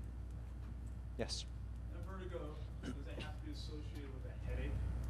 No, no, they're independent of one another. It may be associated with headache, but just vertigo alone. Now, it plagues us in the emergency room, both ED physicians and neurologists, because a large proportion of these, probably 75% of these patients are in fact just vestibular neuritis or labyrinthitis, but it's incumbent on us to distinguish the central causes from the peripheral causes and find those strokes as quickly as we can. It's pretty rapid onset, though. It's not like I've been ill for a couple of days and now I have vertigo. I'm fine, and now all of a sudden, this moment I have vertigo. But unfortunately, that's the way that vestibular neuritis presents. It does too, Just yeah. like that. Yeah. Yes? With the vertigo, would it turn in the head like labyrinthitis or anything? If it's a stroke, would it change or would it be the same? They're going to behave pretty much similarly. So if it's vestibular nystagmus, it's going to change with head position, but vestibular applies both to brainstem strokes and to inner ear problems. So that alone is not going to be a distinguishing feature. The screening tool that we use in the ED, the HINTS technique, is to look at the effect of head thrusts to see whether the vestibulo-ocular reflex appears to be intact. If it's peripheral, it should not be intact. We then look to see if the nystagmus looks vestibular, meaning it's always in the same direction, irrespective of where they're looking. And then third, we look for a vertical deviation of the eyes, a test of skew. And if any of those is suspicious, then we treat it as if it's a stroke. We re-scan them and investigate from there. So, Dr. Giese, what's a good pre-hospital test for balance coordination? Something that we're typically not doing now. I would say finger to nose. Finger to nose ataxia. So if it's wobbling side to side, it's ataxia. If they're weak and they have trouble getting the arm up there, that's not ataxia. But that wobble should really alert us. So if the vertigo is from a posterior occlusion and you have the nystagmus, do you have nystagmus with a medical condition, or is that could that be used as a rule out? Vertigo, no nystagmus, medical, vertigo. Well, I don't necessarily know what you mean by medical. So certainly if it's vestibular neuritis, which to me is a medical issue, they're going to have the same nystagmus. It's not going to help you distinguish. But for the patient who says, I'm dizzy, and you say, well, you're spinning. No, I'm dizzy. Well, I don't know what dizzy means. But if they just say they're dizzy non-specifically and they do not have nystagmus, that makes stroke much less likely. But nystagmus occurs from medication overdose, even alcohol, Dilantin, anything you get nystagmus, it may and may not be associated with. The point is, if you have a patient who's complaining of vertigo, spinning, dizziness, we want you to think, this is maybe a posterior stroke. Let us sort it out in the ED. Let the neurologist sort it out, because if you miss it, it's a big deal. You don't have to become junior neurologist in the field. We haven't got to that pay grade yet. But you also don't want us, pushing the stroke button every time somebody's got nausea. No, but once again, I'd rather, you see what we've got going on. I'd rather have you overcall than undercall. We're willing to accept 25 to 30% overcall. We would too. We'd rather you bring them in and let us discern it out. Err on the side of the patient. If Good. you've got that suspicion, you've got that. Yes. So we use the FAST to determine whether the patient's initial experience. The LAMS is used for destination. Right. If they don't have any of the FAST score, but they go through all these differentials and you listed dysphagia, well, is there any of those that aren't covered that FAST would not have some transport? Well, I think if you went through the trouble to identify the other elements, like the visual symptoms, the E for BE fast, or the balance and ataxia issues, I would treat that as a likely stroke and transport it as a stroke code. That's not a large vessel occlusion symptom per se, that's just a stroke symptom.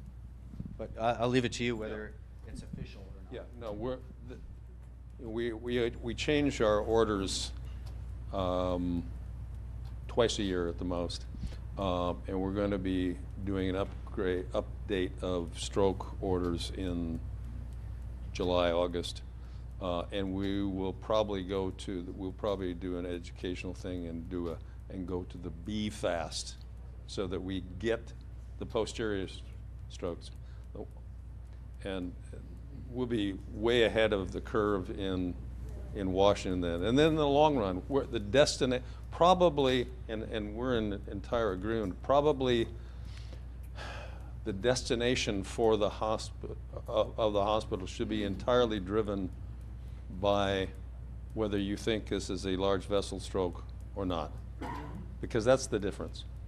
And the BFAST covers it. The BFAST will pull out some of your posterior stroke so it's a elements. screen for stroke, and Yeah. it'll help improve your sensitivity, but still you would base your destination on the large vessel occlusion scale, because that is going to be the most reliable there. Right.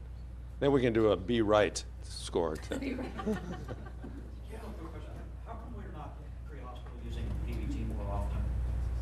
clinical site?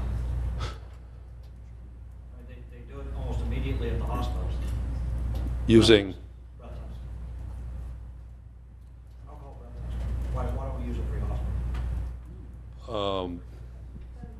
we don't have it because it's expensive. They use it. Well, they used to be, you know, and we've not added that to, you know, an interesting question. So, okay, we have, if there's no other questions, I have case reviews coming up. I know that, and some of them are stroke cases, but we can go over that. And I know I offered you guys could stay as long as you want, but I'm sure you have work to do, neurology to do. Thank you for having us. I'd like to thank our speakers today. Thanks. I'll be in touch. I'm still on vacation. Good. Okay. Thank you. All right. Okay. Well, then we'll start right off with case reviews. Is this one? Yep, that one's working too. Okay, a couple of things that relate to stroke. The Washington State Key Performance Indicators, KPIs, these were decided on by the state medical directors and the state EMS committee. For stroke, TIA, patient management, these are elements that we expect to be in the chart that we can then, these are data elements that come out, and when WMSIS 3 gets fully fledged, we'll be able to do some analysis, some initial analysis of stroke treatment or cardiac treatment pre-hospital, sort of automatically by using data. And the key elements that are in there right now for the Washington State KPIs are the percent of suspected CVA-TIA patients with a fast exam, any neuroscreening exam, and we've added now the LAMS score to that, and I guess we'll add the BFAST, so any of those scores used, or a documentation of why you couldn't perform the exam. You know, you can't do a LAMS. There's no point in doing a LAMS if the patient's totally paralyzed except being able to move their eyes, their eyelids. You can't really do a LAMS score on that patient. The percent of suspected CVA-TIA patients who received a blood glucose check, percent of patients with an EMS scene time, arrival to departure of less than 20 minutes. Now, you may say, wait a minute, you've got 15 in your, we've got 15 in our orders. Yes, but the state said that 20 was going to be their number. Percent of suspected CVA-TIA patients with time last normal, less than 6 hours to hospital arrival. We're now looking at 8 hours. Percent of patients transported to a designated stroke receiving center. So when you look at our data, and this is what we can call out so far, of our total strokes last year, almost 1,132 of them. 1,001 had a FAST and/or LAM score done. So that's 85%. Now remember, just to, not that I'm interrupting, although I am, is that means it was either, this doesn't mean whether or not the LAMS or FAST score was done, it's whether it was documented. So we can't We're tell pulling if this it's out of done. our database. Yeah, unless it gets If documented. you don't So write it's it key. down, it wasn't done. That's why it's nice to have, when we get to tablets, when we get to doing your electronic medical record, right at the time, you'll be able to touch the button that says FAST score or whatever. Blood glucose performed. Well, 94%. Now that's very, so 94% were either performed and documented. Now, I know you guys are going to tell me, I do a blood glucose on every stroke patient. Well, you didn't write it down on 6 of them. 6%. Yeah. Now that's important. That's a good thing to note, because what about the ones you didn't call in as a, I can't find those yet. I can't find those yet, because you're not going to write down, oh, I should have called this a stroke, if you didn't know it was a stroke. So how about those posterior ones that got to the hospital and didn't get sorted out? So just to mention an important point about that, and that's a great question, is that of those 1,132 patients, those were patients where you guys documented stroke as primary or secondary assessment. Mm-hmm. So for strokes where you died, where it was documented as headache or nausea, vomiting, or altered mental status, those don't get picked up. So if you suspect a stroke, and pretty much everybody has an electronic documentation format now. It's really important that you put stroke in there so we can gather that data. Right. So we can tell you whether or not you're doing a good job. Yeah. And then scene time of less than 20 minutes, 64%. So the logic of that is that maybe that scene time, I mean, scene time is scene time. I know it takes longer to do things, although Portland has a 10-minute on scene time for major traumas. They don't bother following it because they know they don't make it. So, okay, first case. 40-year-old male supine on kitchen floor, no acute distress, mild lumbar back pain and head pain after having a seizure falling on the floor. Past history of seizures related to previous TBI.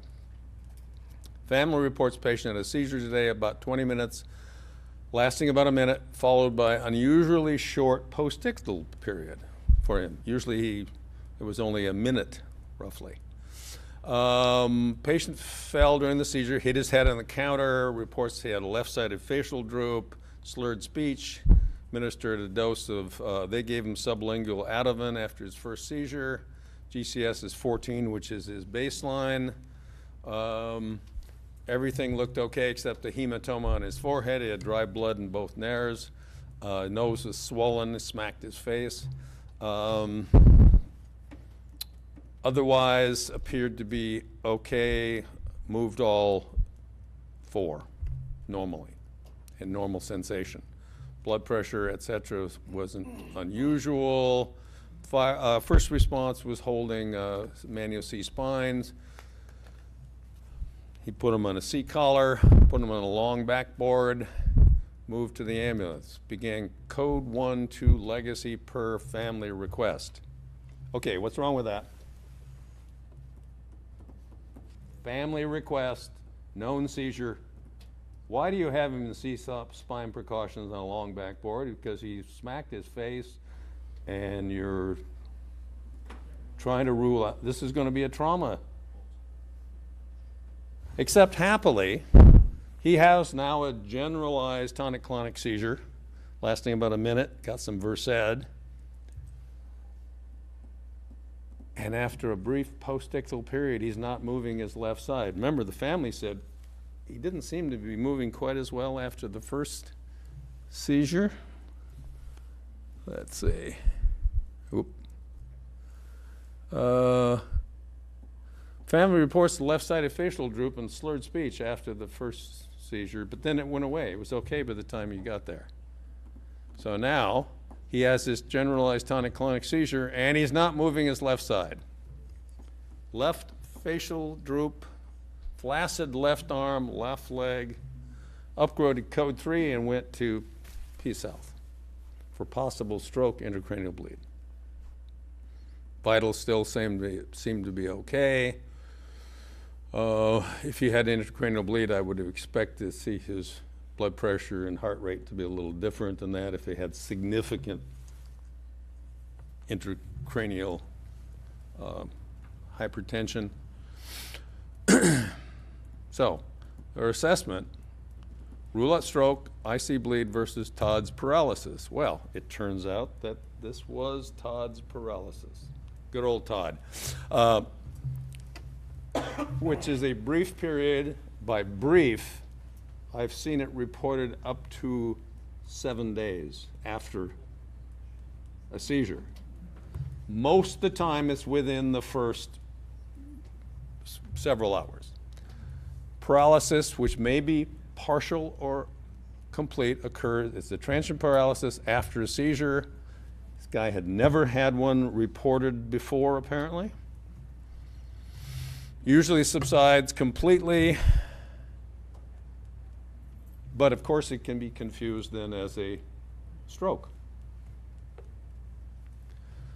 So he did indeed have it. It cleared in the ED, and his labs and his CT was normal, and he went home with family. By the way, his C-spine CT was also normal. So it was a good job. So he really needed C-spine control, but he needed to go first to a trauma center to get that workup, but after he had the seizure, or after he had the paralysis, that was appropriate. Code 2, case 2. Patient's in the shower with the fire department trying to extricate him. Patient's wife related she left the house about 11. Patient was normal when she returned home and heard him in the shower. When didn't get out, and went to check on him. Found him on the ground in the shower with slurred speech, which led to the 911 call. Initially, you couldn't tell whether he fell or however he got on the floor of the shower. So he was put in modified C-spine.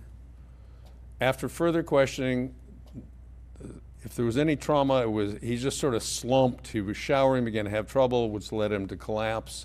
Didn't hit his head, had no loss of consciousness, denied any pain. His only complaint was weakness on the left side. Had no change in condition during transport, went to Southwest. So at 16:50, he had, remember, it was at 11 o'clock that he was last seen as normal, right? So this is now 16, well,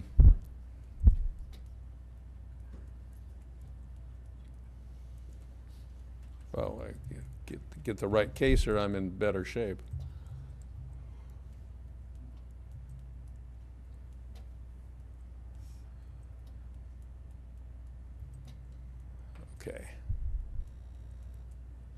Okay, it's 1650 has stroke scale. Doesn't put down what his stroke scale was on this. Facility activated at 1700, so now we're 6 hours post event before he even gets there. Blood glucose was 134. So we're following our times here. This is the patient time tracker from Peace Health. So at time 0, ED providers at the bedside at that point. He was upgraded to Neuro 911 immediately in a minute. CT was ordered, or was gotten 5 minutes after he got there. CTA result. CT results in 34 minutes. CTA results in 34 minutes. He had a CTA at the same time. And then we've got door to time, decision to groin, a minute 41. An hour 41, excuse me. Which is a little bit longer. Your goal is 90, our goal internally is 90 minutes. Took a little bit longer than that. Now, he had an occlusion of his right M2 branch of the middle cerebral artery.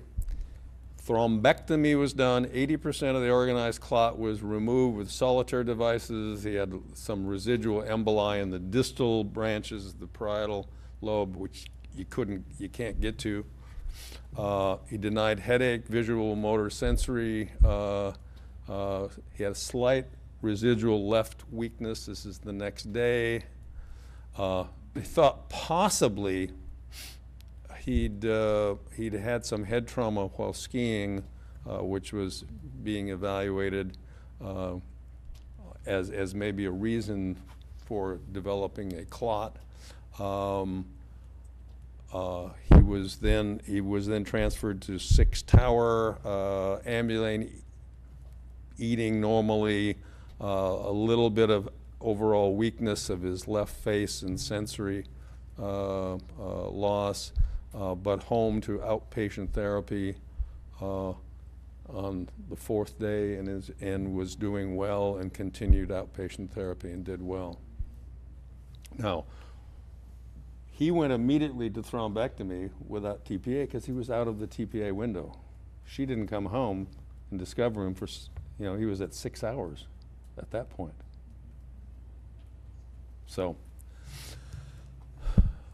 case 3, patient complains of not being able to get his words out starting at 6:15. He'd been up several hours at that point. He's 72 years old, had no other complaints. All vitals are stable. Code 3, without incident. So here's our times. It's at 6:51. Stroke alert is called to the hospital.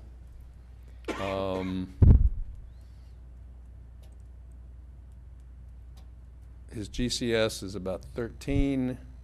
Patient time tracker on this one, time 0. He gets his CT ordered in 7 minutes of arrival. He was a 911 upgrade immediately.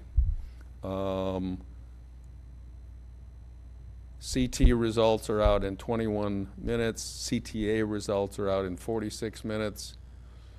IV TPA was given an hour, 66 minutes or so.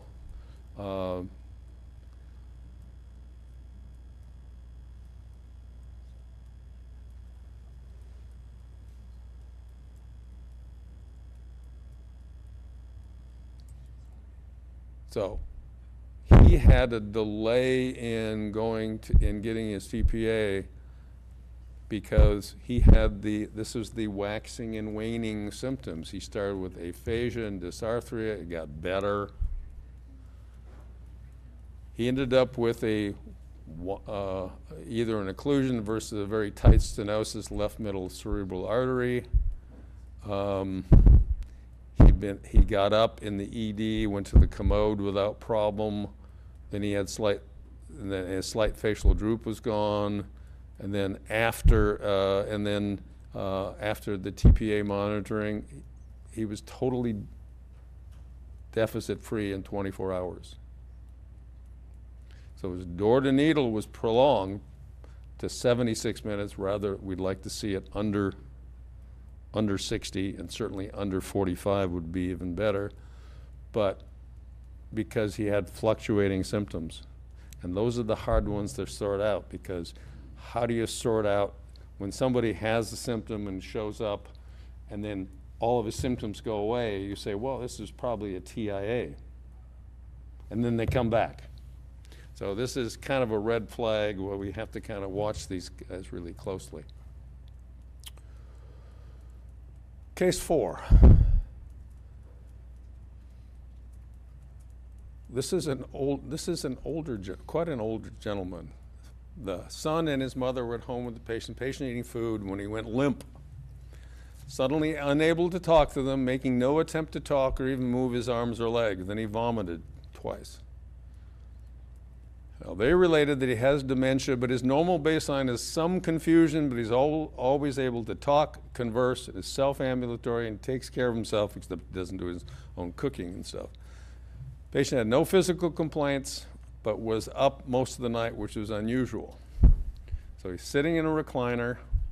awake breathing, GCS of 9, notable right-sided facial droop with drooling, emesis on his shirt, fixed gaze to the left. So now we're starting to get some posterior kind of things, as well as maybe big middle cerebral artery. Unable to move right arms or legs. He has right legs. And made minimal movement with left arm and hand. Moved to gurney.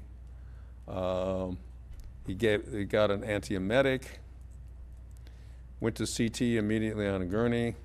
And so once again, he goes to, he is,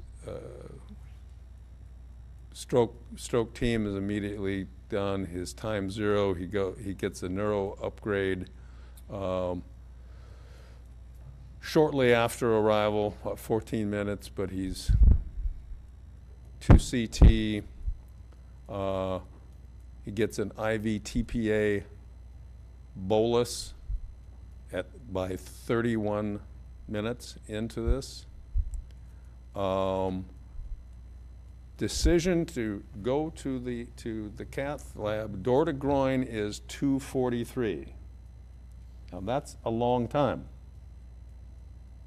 Got his IV TPA, but he's not getting better. You say, well, why are we taking so long to make a decision to take it? Well, the reason is he's 90 years old.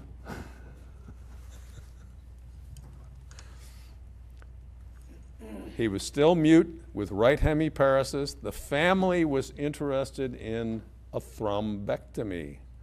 Now this is from the neurointerventionist. I did tell them that in general, patients who are greater than 80 don't do well, and it's not FDA approved for acute ischemic stroke in this population. They were quite adamant that the patient is very healthy at baseline and they would be open to any potential intervention. CTA ordered. It shows a large vessel occlusion, and they will do a catheter-based approach. And they took him to the cath lab. A 4x4 solitaire single pass retrieved an organized clot. They had TCI 3 flow restored and went back to the ICU. A day later, he's got mild right hemiparesis, little loss of visual fields, dysphagia. He was ultimately discharged to a SNF. He was still not swallowing regularly, but being retrained for swallow, and it was anticipated that he would be going from the SNF, return home with his family. Now, 90 years old. You say not quite as good as the old guy who fell off his bicycle recently with his stroke. He was 94 and he did much better, but he was in better shape to start with. Although people might argue, as they do with me, that anyone who rides your bicycle when you're beyond a certain age is probably demented anyway. Okay. Husband woke up, found patient laying on the floor, unable to get up, has slurred speech. Patient says she got up at 4, was fine, but couldn't exactly determine when she had these symptoms. She complained of left-sided weakness, left arm was flaccid, slurred speech, and left-sided facial droop. So she's got a large vessel occlusion. Lamb score was 5. So blood glucose was 131. She gets stroke alert. She gets 911 upgrade within 3 minutes of arrival. Neuro provider is there, and the neurologist is there in 22 minutes. CT results by 49 minutes into the CTA results, an hour and 69 minutes. She ended up going. She got her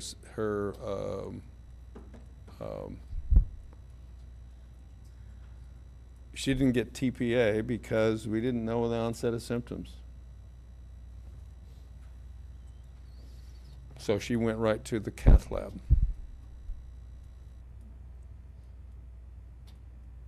So she had elevated blood pressure. She had her blood pressure controlled with labetalol and nicardipine. It's unusual, so she had quite a bit of hypertension. She had a complete reopening of her right middle cerebral artery. And did well. This was clear. The entire hemisphere was cleared. She was went to Manor Care for care of her. She had an ulcer on a foot, so she needed an onset of new atrial fibrillation. So she needed to be treated for that as well.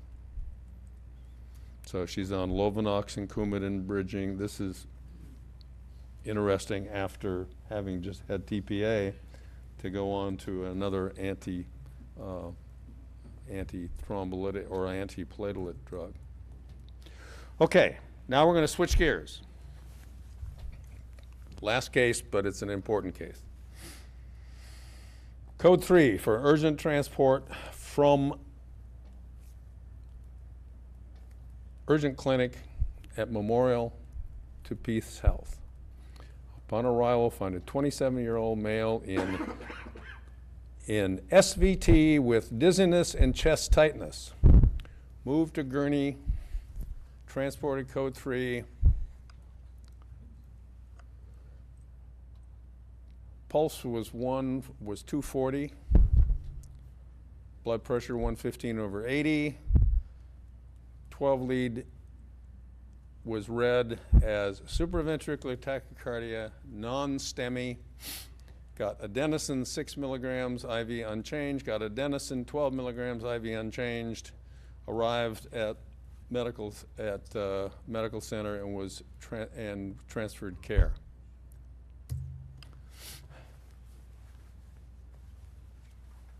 What is this?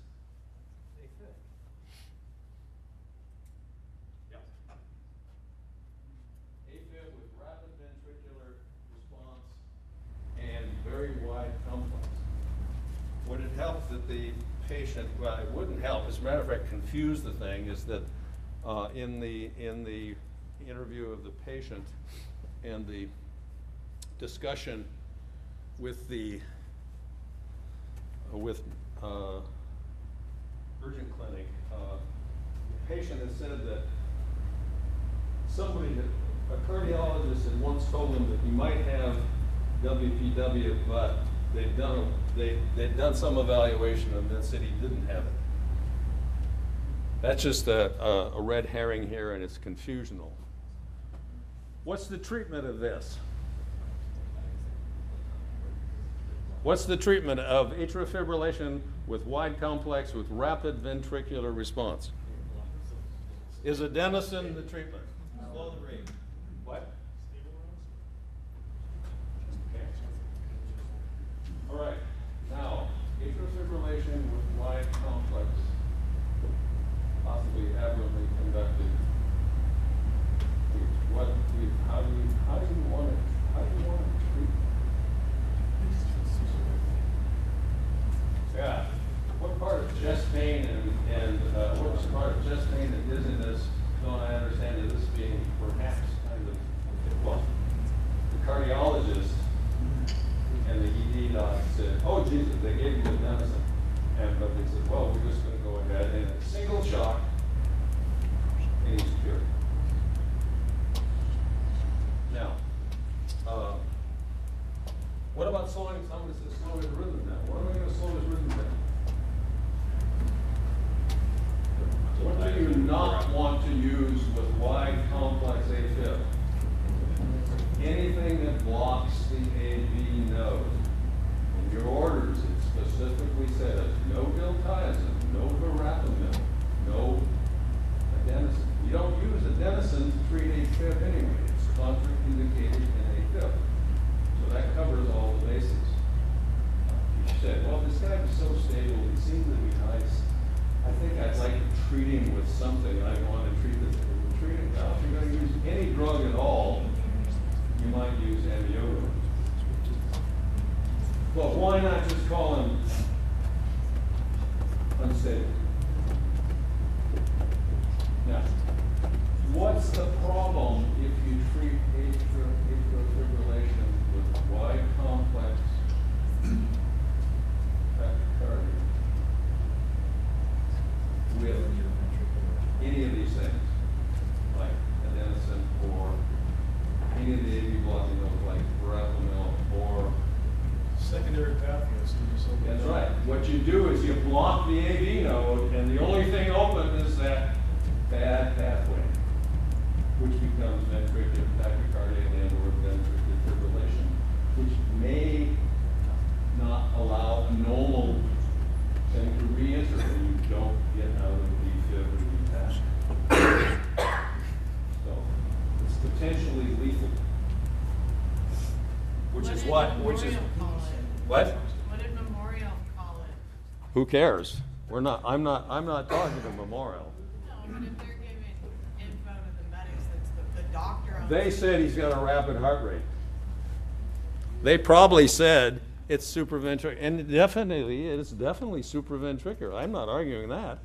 It's supraventricular. It's AFib, supraventricular. It's just not, your adenosine. Okay, this is the conversion. This is after conversion. And by the way, if you look real close at it, you can see some delta waves in there. This is probably a WPW, so whoever you saw before didn't really do much of a workup. So, wide complex tachycardia that is thought to be supraventricular, you could use adenocard on a wide complex tachycardia if it's stable, regular, and monomorphic.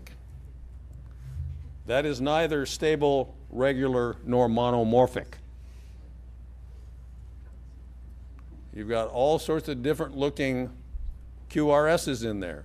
You've got irregular, so automatically fails the adenosine test.